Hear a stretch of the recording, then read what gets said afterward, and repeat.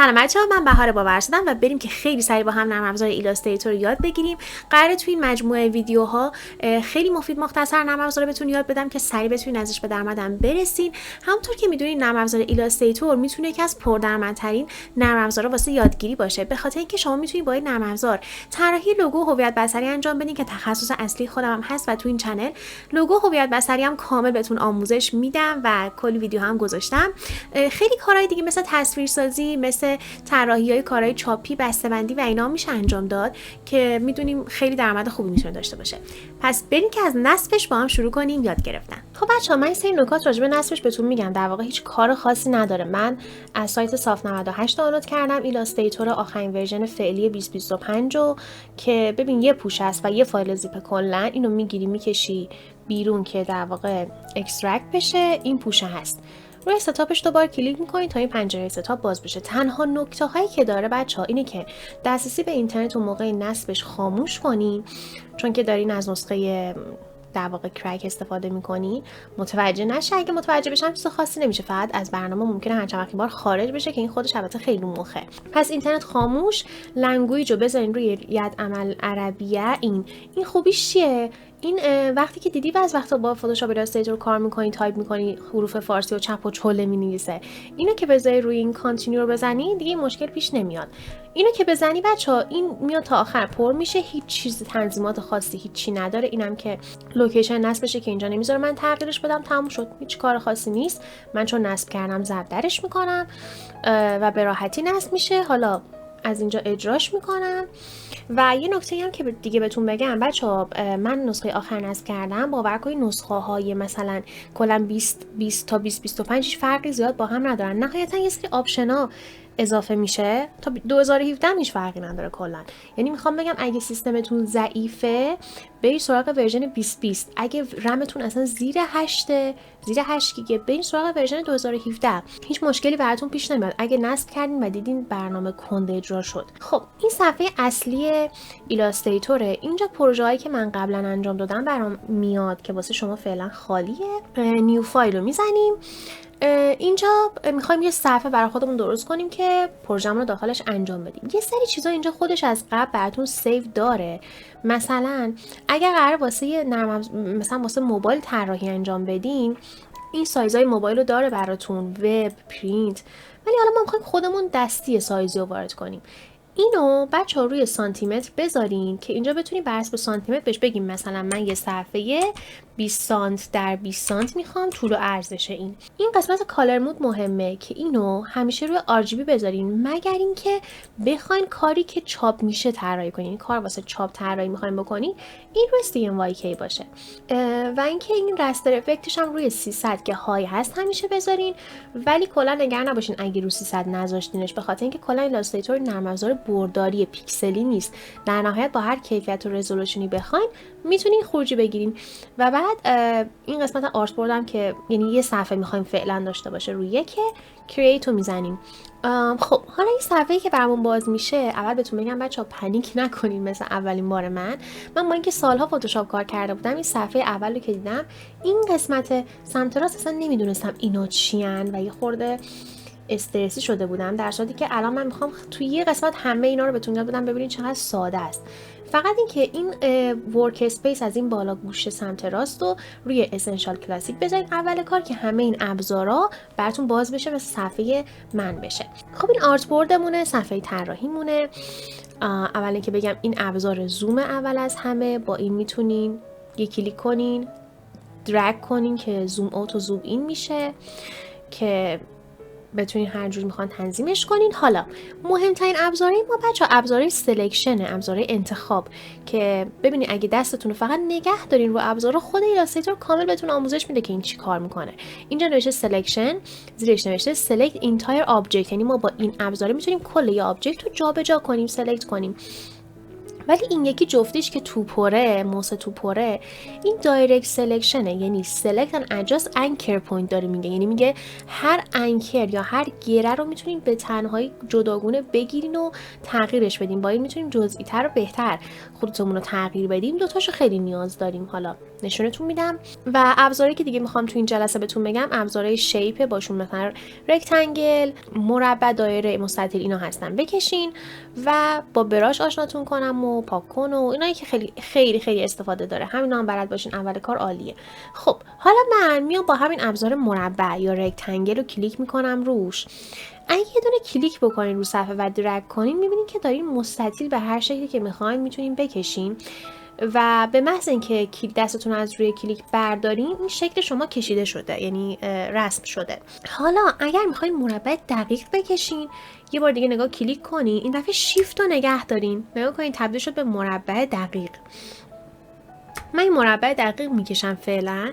حالا اگه میخوام اینو جابجاش کنم با این ابزارهای سلکشن که بهتون گفتم، مثلا با سلکشن میام اینو راحت از هر جاش بگیرم، میتونم کل شکل رو جابجا کنم. اوکی، اینو اصلا میخوام پاک کنم، ببین روش کلیک میکنم که سلکت شه، اینجوری آبی میشه، دیلیتو میزنم پاک میشه. اوکی، پس اینو فعلا سلکت میکنم، میارم واسهتون وسط صفحه. حالا میخوام تغییرات روش انجام بدم. اول از همه رنگشو بهتون بگم چه جوری. این قسمت بچه‌ها کلا راجع به رنگه. این قسمت نوشته فیل اند استروک، نگاه کنین نشون داده دیگه. دو بار که کلیک بکنین روی این قسمت توپره یعنی فیل، میتونین رنگش رو هر رنگی که دلتون میخواد انتخاب کنین و تغییر بدین. اوکی رو بزنین، الان سبز شد.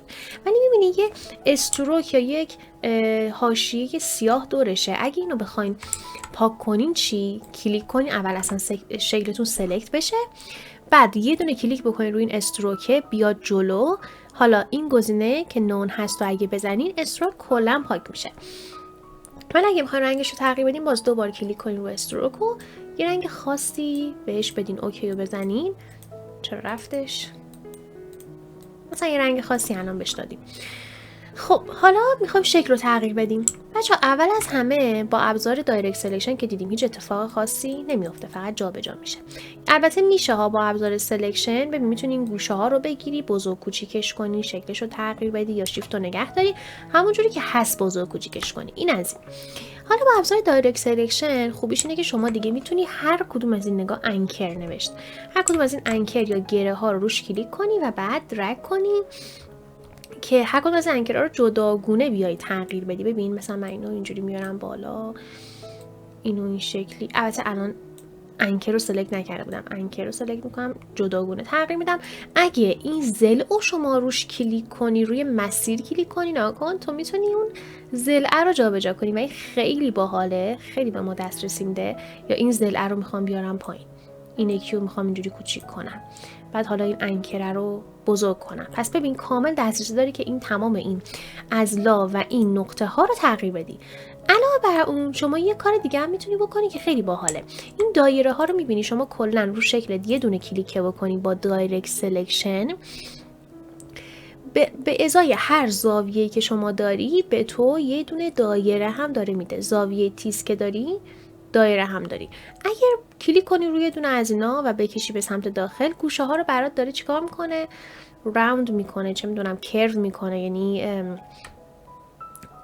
گردشون میکنه، خب منحنیشون میکنه که این خیلی باحاله.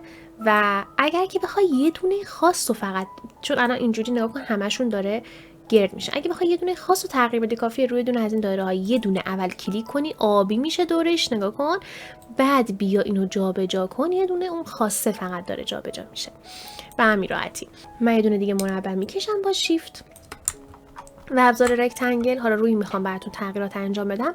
ببین همینجوری حالت عادی که بگیری کرو کنی تا آخر، اگه بیای مرکز دایره ها رو بیاری مرکز تبدیل به دایره میشه و دوباره هم میشه تغییرش داد. حالا یه چیز باحال‌تر بچه‌ها، خیلی کارا میشه باش کرد با این دایرکت سلکشنه. ببین اگه این دایره ها رو آلتو نگه داری رو صفحه کلیدت، یه دونه کلیک بکنی رو دایره، بعد بیای این دفعه بکشیش به سمت داخل، اتفاقی که میفته نگاه کن کرو برعکس میشه، به سمت داخل کرو میشه. اوکی، میتونیم باشه یه ستاره درست کرد فرضاً. حالا من کنترل زد میزنم برگرده به حالت مربعیش. اوکی، پس اگه بخواستیم برگرده به یه حالت قبل کافیه که کنترل زد رو صفحه کلیدتون بزنیم.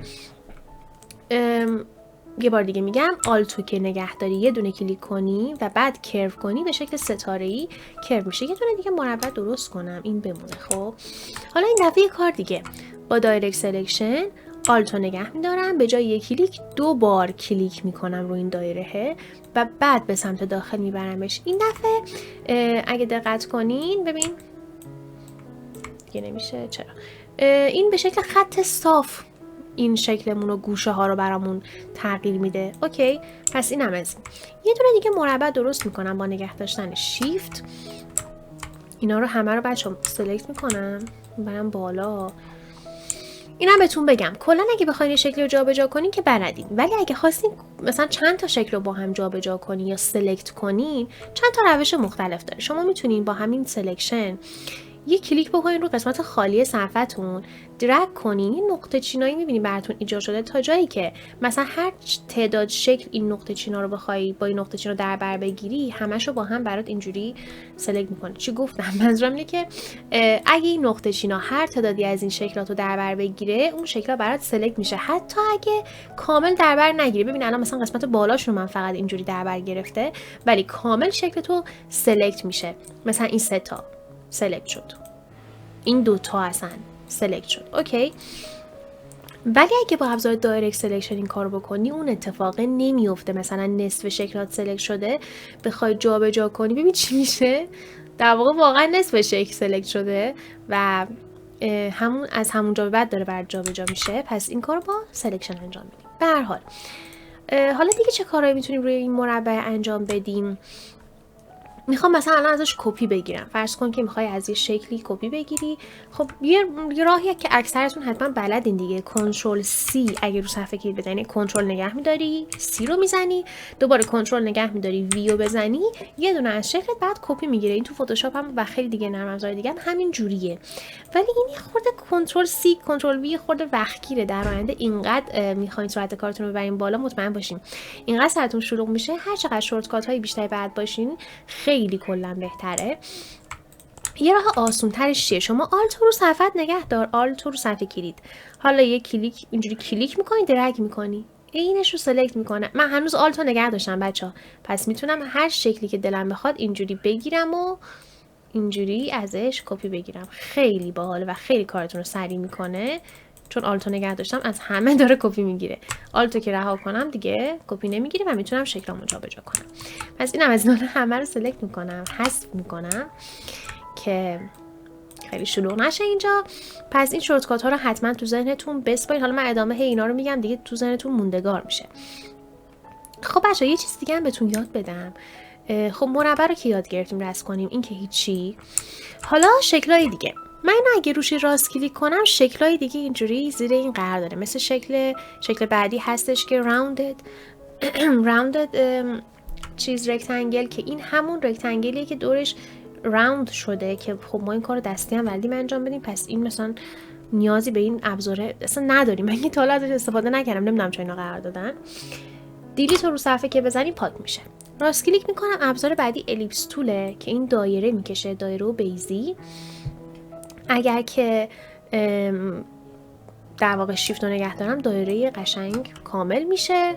اینم دوباره دایره کشید، ببین سلکتش نکرد، پس بهتره با سلکشن جابجا کنیم. این که بچه‌ها برای راحتی کار خودتون نگاه کن، نوشته وی رو که رو صفحه کلید بزنی، تو رو هر ابزاری هم که باشی وی رو بزنی تبدیل به سلکشن میشه، راحت میتونی جابجا کنی. خیلی خوبه.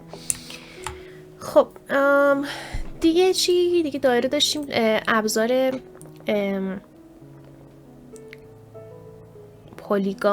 پلیگان بعضیا میگن داریم، یا همون 6 ضلعی هگزاگونال. این ابزاره رو شما باش میتونین 6 ضلعی یا چند ضلعی کلا بهتره بگم رسم کنین. و اگه میخواین که صاف باشه شیفت رو نگه داری، اینجوری صاف براتون بزرگ کوچیک میکنه.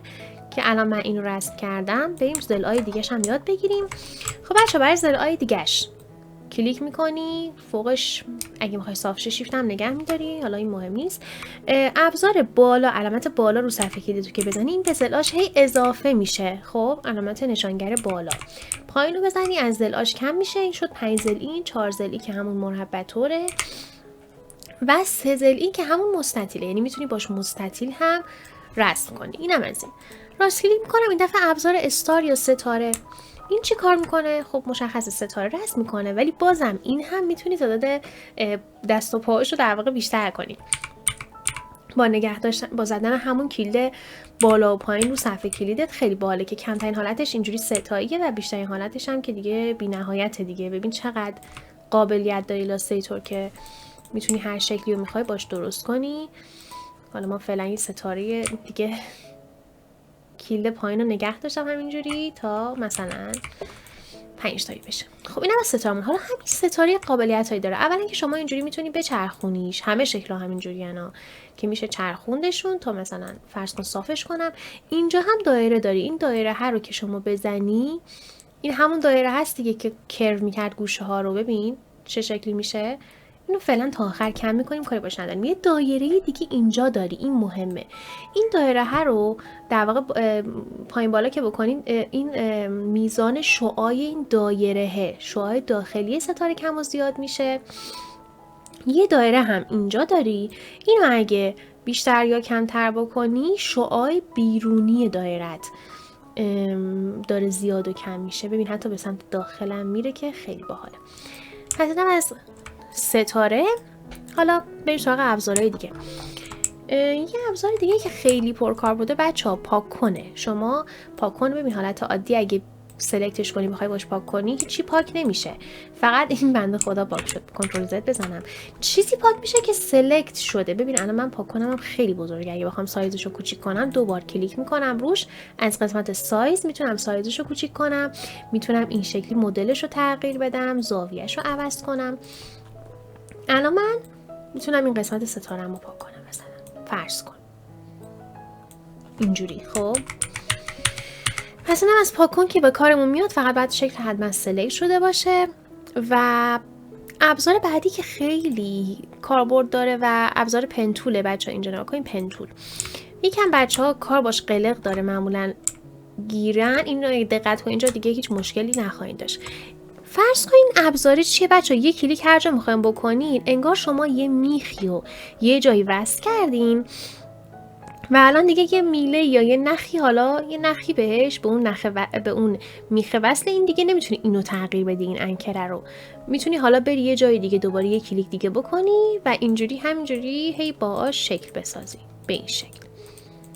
هر چی که میخوای برگردی روی نقطه اول، یه علامت دایره میاد که اینجوری در واقع شکل توی شکل بسته میشه دیگه، این ول میشه و میتونی اینو جابجاش کنی. این از این. خب ولی حالا یه قلقایی داره دیگه. مثلا همین که بهتون گفتم میتونی باش به شکل خط صاف بود تا اینجای کار، ولی باش منحنی هم میشه رسم کرد. کافیه نقطه دومی که میخوای بری یه کلیک بکنی، بدون اینکه دستتو از رو کلیک ورداری درگ کنی، منحنی ایجاد میشه، چه به سمت پایین چه به سمت بالا. مثلا میخوام یه ابر بکشم فرض کن. خب بذار پاک کنم، ابر کوچیک‌تره چیزاش. خب این قسمت اولم. حالا میخوام دوباره اینجوری برم بالا تپه‌ای. خب ولی این نمیذاره، این حالا رو به پایینه.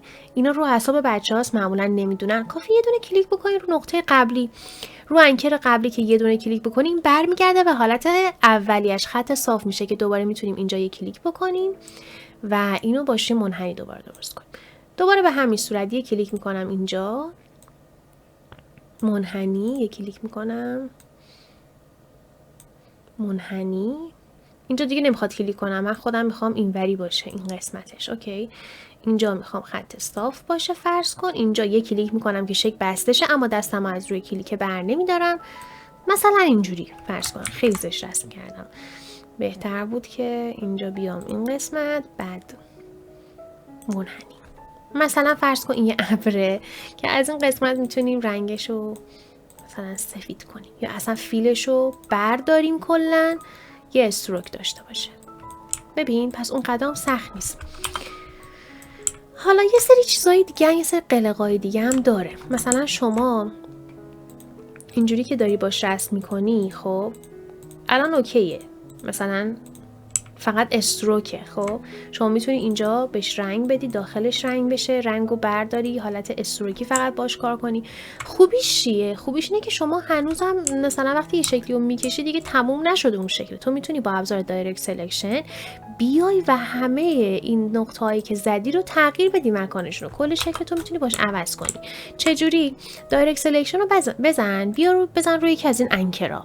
یه سری هندلا این دفعه برامون ایجاد شد. هندل چیه؟ ببین این هندله، اگه بخوای روش کلیک کنی و درگ کنی تو میتونی اون منحنیایی که کشیدی کم و زیاد کنی و این خیلی عالیه. میتونی خود انکرا رو جابجا کنی، میتونی هندلا رو جابجا کنی که فرم منحنیت عوض بشه. و الان من به راحتی میتونم شکلمو اصلاح کنم. یه ابر بهتر میتونی کلا اینجوری جابجا کنی. این خط رو کوتاهش کنیم.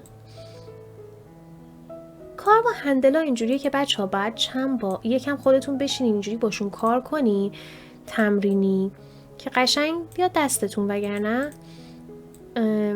فقط ببینی فایده نداره. حالا من اینجوری در این حد هندل رو بهتون یاد دادم. بریم سراغ ابزار بعدیمون که ابزار براشه. ابزار براش خیلی ابزار باحالیه دیگه. شما میتونی هر چی که میخواین، هر فرمی که میخواین باش بکشین. بعد اگه دقت کنین نکنین الان یه سری لرزشا داره. وقتی من دستمو ول کنم این لرزشا صاف میشه و این خیلی خوبه. باش هر چی که میخواین میتونین بکشین و هیچ محدودیتی بهتون نمیده.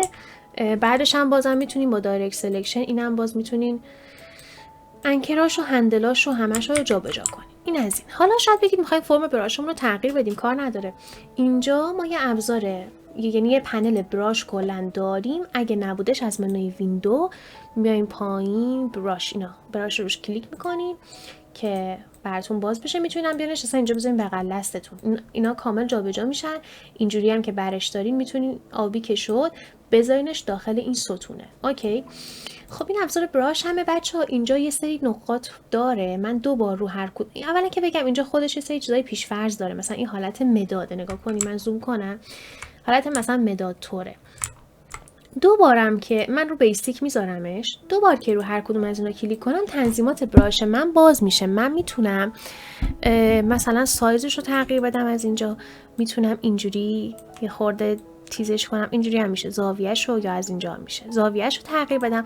الان شبیه ماژیک پهنا شد. هست ماژیکا که سرشون پهنه. اوکیو که بزنم لیو استروک رو میزنم که با اون براشای قبلی که کشیدم کاری نداشته باشه. بعد ببین الان هنوز دایره است. این یه مشکلی که داره. یه دونه کلیک میکنین دوباره رو همون درست میشه، تغییراتت اعمال میشه. نشونتون بدم چه کاربردهای باحالی داره. الان من این براشی که خودم ساختم میتونم باهاش یه لوگو تایپ بکشم. مثلا بنویسم کاف مثلا. خب پس این براش کاربرد داره. یا میتونم باش حالت خوشنویسی بنویسم، بهاره مثلا. و همینجوری براشای دایره‌ای، براشی که خودم ساختم. و کلا اینجا میتونیم براشای مختلف بسازین که فعلا دیگه خیلی کاری باش نداریم. این چرت و پرتام پاک میکنم. اینجوری هم میتونیم بچه‌ها با سلکشن چیزایی که کشیدین با دایرکت سلکشن که میتونین قشنگ بیاین اینجوری تغییرش بدین. خب اینم از براش. حالا من اینجا کلا خیلی شلوغ شد، میخوام یه دونه صفحه جدید اینجا داشته باشم. چیکار کنم؟ میریم سراغ ابزار آرت بورد. آرت بورد رو که روش بزنی همین آرت بوردی که داری سلکت میکنه، میتونی جابجاش کنی. میتونی هم نبی اینجا همین شکلی یه دونه جدید برای خودت رسم کنی به همین راحتی. ابزار بعدی که میخوام بهتون معرفی کنم ابزار پنسل توله. اینهاش اینجا یه راست کلیک میکنم پنسل تول. شاید هم اینجوری خودش این رو باشه. ببین داره بهت میگه که میتونی هر چی که میخوای باش بکشی و بعد شکلتو بسته کنی. ببین شکلم بسته شد. پنسل تول هم ابزار خوبیه. بعد اگه بخواین ضخامت این پنسل رو تغییر بدیم، مثلا ضخامتش الان کمه، من میخوام ضخامتش رو بیشتر کنم، شکل مورد نظرم رو میکشم. حالا میام توی منوی پرپرتیز. بچه‌ها منوی پرپرتیز رو به خاطر بسپارین این گوشه است. اگه نبودش از منوی ویندو میتونید اینو بزنین که باز بشه. خیلی منوی مهمیه. کلی تغییرات اینجا میتونین انجام بدین و تنظیمات داره.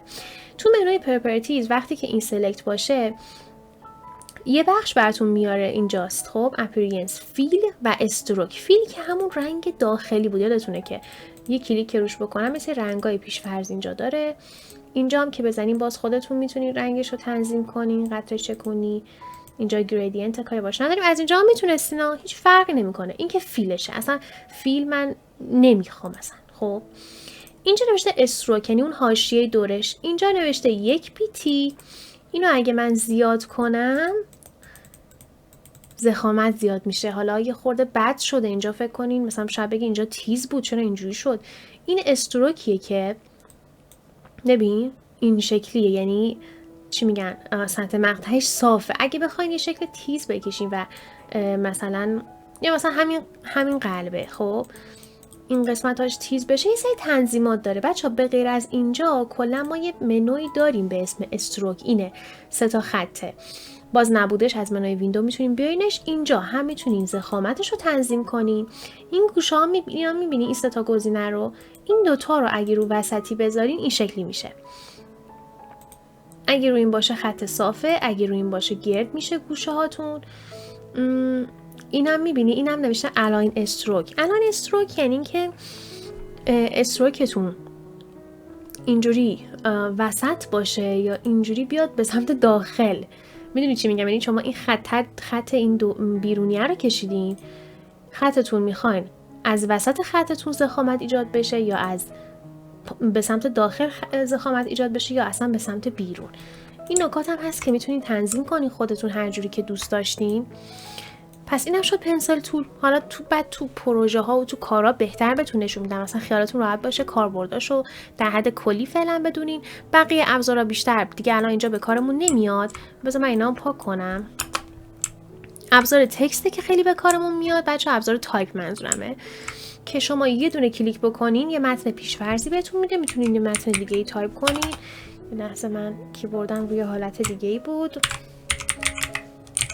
خب من اسممو تایپ کردم. حالا با ابزار سلکشنم میتونم شیفت رو نگه دارم که بزرگ کوچیکش کنم. از منوی پراپرتیز اینجا دیگه تنظیمات تایپ هم هست. میتونین از منوی کاراکتر ببین اینجا هستش، فونتش رو عوض کنین. خب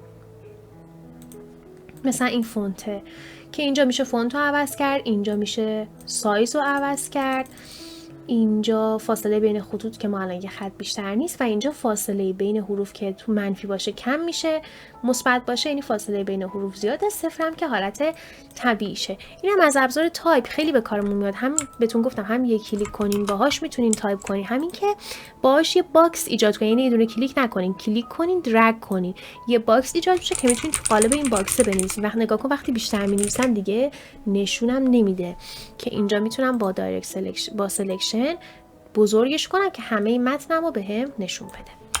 اوکی تا اینجای کار. پس اینم از ابزار تایپ.